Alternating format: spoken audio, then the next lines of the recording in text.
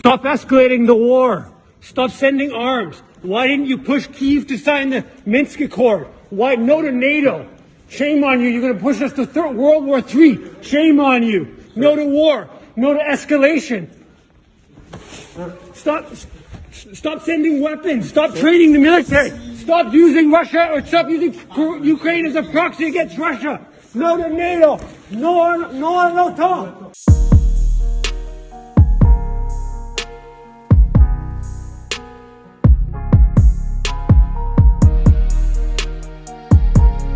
I want to thank you guys from the bottom of my heart for giving this video a go.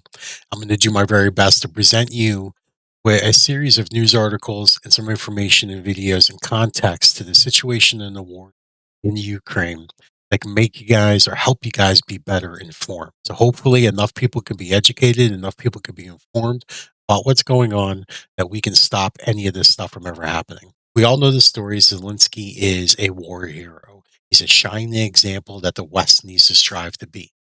Is he? Zelensky sits as the elected president of Ukraine, one of the most corrupt nations, not only in Europe, but in the world, and the only former Soviet state not to see a form of prosperity after the fall of the USSR. His documents have shown to report he has amassed a tremendous amount of wealth and assets since becoming the president, along with maintaining a network of offshore accounts, while maintaining an image of fighting the corruption and reining in the oligarchs. Not only has Zelensky amassed a tremendous amount of wealth, he has been working behind the scenes to secure and tighten his control, nationalized all forms of communications in the country.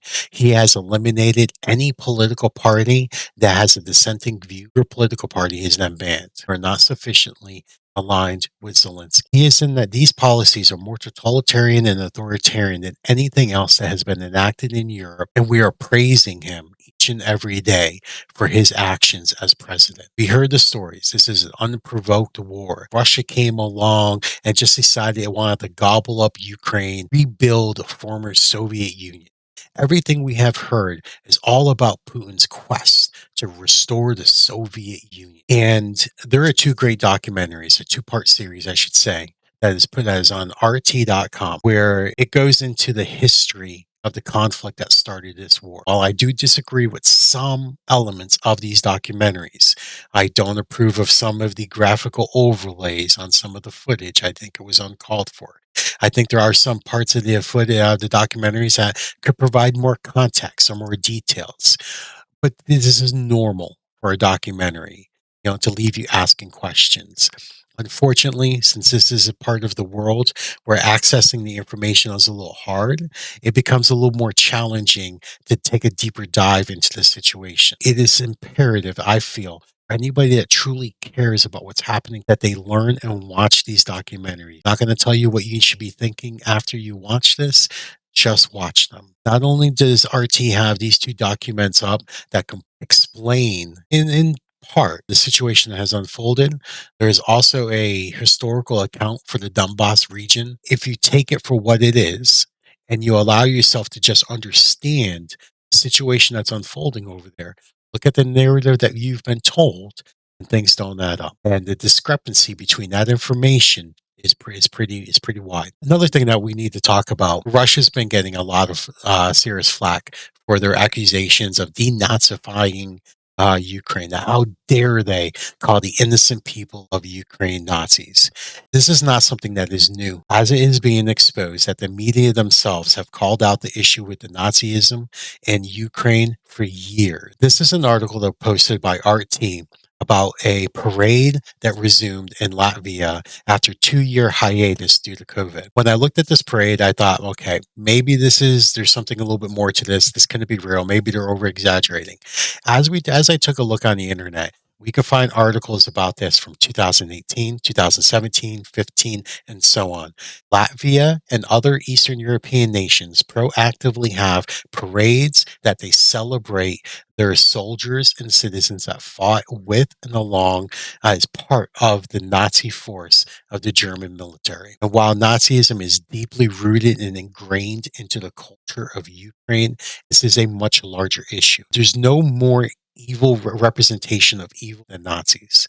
However, this is not something that is exclusive to Eastern Europe. You see groups like this all throughout the world, whether they're Asian nationalists, African nationalists. South Africa is a hotbed for this type of hate. This is an article that is come down on a lot of sites. It might be hard for you guys to be able to find. This doctor, which I believe heads the medical department or the medical wing or force in the Ukrainian armed forces, was on Ukrainian national television calling for the castration, or stating, not calling for, but stating he has specifically ordered all of his doctors to castrate all Russian POWs. He has come out, publicly stated that he was only talking in the heat of the moment, that his doctors are not given orders to castrate any men, and that they only work to save lives. However, we have to understand what is going on and how could this have even happened. This is a news channel in Ukraine that has also had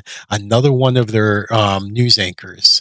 And in this video, he publicly states that he should be balanced and unbiased. But it is hard. The only way to make sure that no Russian could ever rise up again is to ethnically cleanse all the Russian children. Go back to these documentaries and we look at the history of Donbass and we look at the opening events to the war. It is very apparent that there is a deep-rooted issue for a very long time. Now, this carries us over into the Ukrainian Foreign Legion, something that has picked up a lot of traction. One of the statistics I have seen is that up to 50% of all Foreign Legion members have come from the United States. Knowing what we know about the deep-rooted Nazism, that Americans, British, French, Australian, New Zealand, Japanese are going to Ukraine, go fight along with the Ukrainian National Guard, which have 20 to 30,000 Nazi troops. It's pretty wild to think about it. One of the reasons why they're able to get so many people to go over there is because of this. The media has proactively every single day, along with multiple heads of states from NATO member states, calling for NATO's involvement. They have proactively stated that Russia is losing hands down. They cherry pick certain engagements and they try to make it seem as if the Russian military is too incompetent, too incapable, and that the Ukrainians are overly qualified to defend their land and fight off the Russians. To understand the significance of it, every one combatant troop, you have 4 to 6 support troops. That means for you to have a fighting force of 1,000 infantrymen, you need 4,000 to 6,000 troops behind them to make that fighting capable. So for Russia to lose 40,000, that would mean that they would have to have amassed close to 1/4 to 500,000 troops, because they are still on an offensive. They are still taking cities. They are still defeating the Ukrainian armed forces. So if they did not amass 500,000, and these reports right here are accurate, and they amassed 150,000 troops, and that's the force that they send in there, then this would indicate that not only has Russia lost their entire military fighting force, their military has been capitated. It has been utterly defeated and it is retreating. Ukraine has now launched an offensive push, and Ukraine, based on if these numbers are accurate, Ukraine would probably be in control of Crimea now. It would be in control of the Donbass region. And Russia would be either launching nuclear weapons or Russia would be forced to sign a peace treaty that would make concessions that would force a regime change in that nation. In order for these numbers to be accurate, you have to understand the context of this stuff. But the media and the leaders of these governments think that people are too stupid to understand, as if nobody's going to know what the truth is behind this. But what happens when we allow the media to lie? We don't understand what's actually going on. Any loss of life from a civilian is tragic. There's no way to conduct a war without civilians dying. But what does it mean when civilians die? How can we understand the severity of it, what's happening in Ukraine, the size of the force versus what's happening anywhere else in the world? So these are statistics on civilian deaths.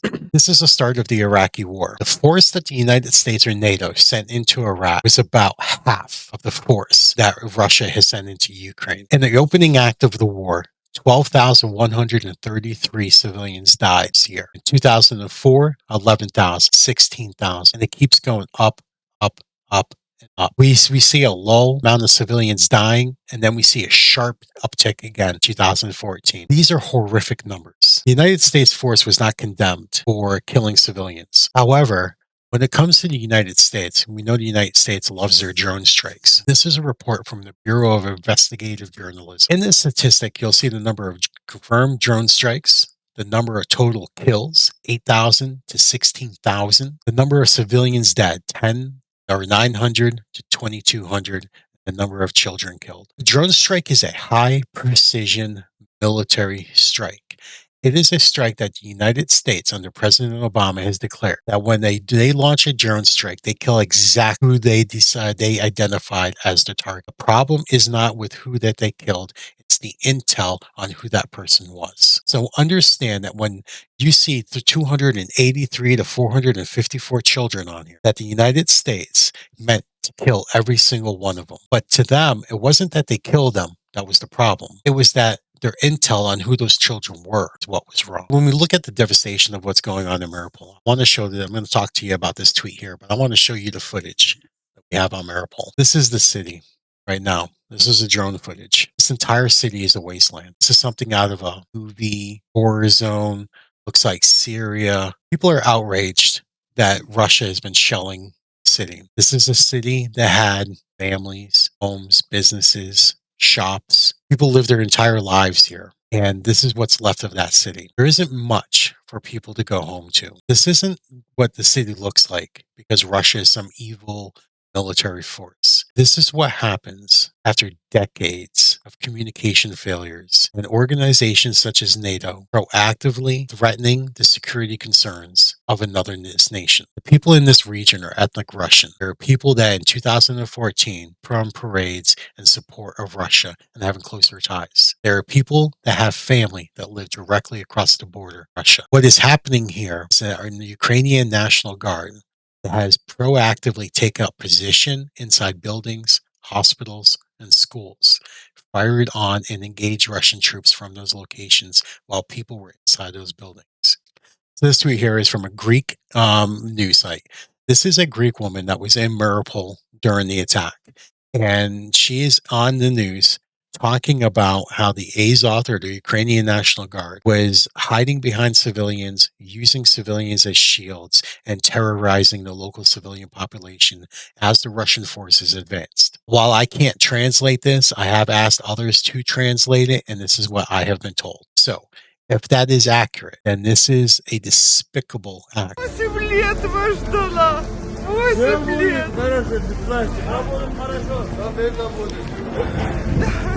8 лет ждала от этого придурка, клоуна.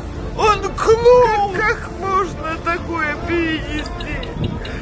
People keep condemning Russia for their stance on issues surrounding NATO expansion in Ukraine. NATO has been expanding for years in Ukraine. This is the website for the U.S. European Command.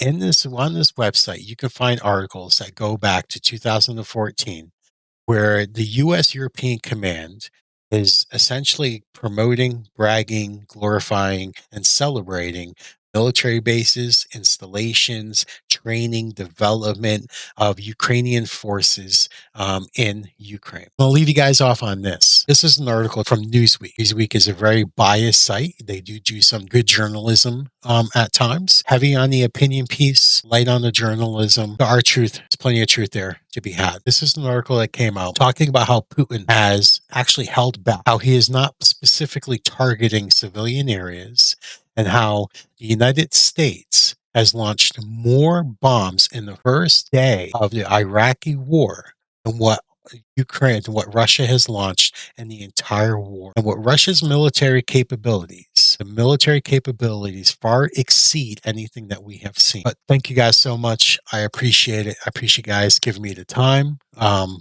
I said, I'm going to keep working on improving, getting a little bit better with this, making better content. And you guys know the drill. You know where that little button is. You know what it says on there. Starts with an S, ends in an E.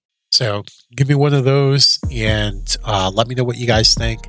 I understand probably not going to get a lot of views on my first couple of videos, but if it's just 5 of you, 10 of you, I truly appreciate you. Thank you so much. And, I'll have a new one coming out here soon.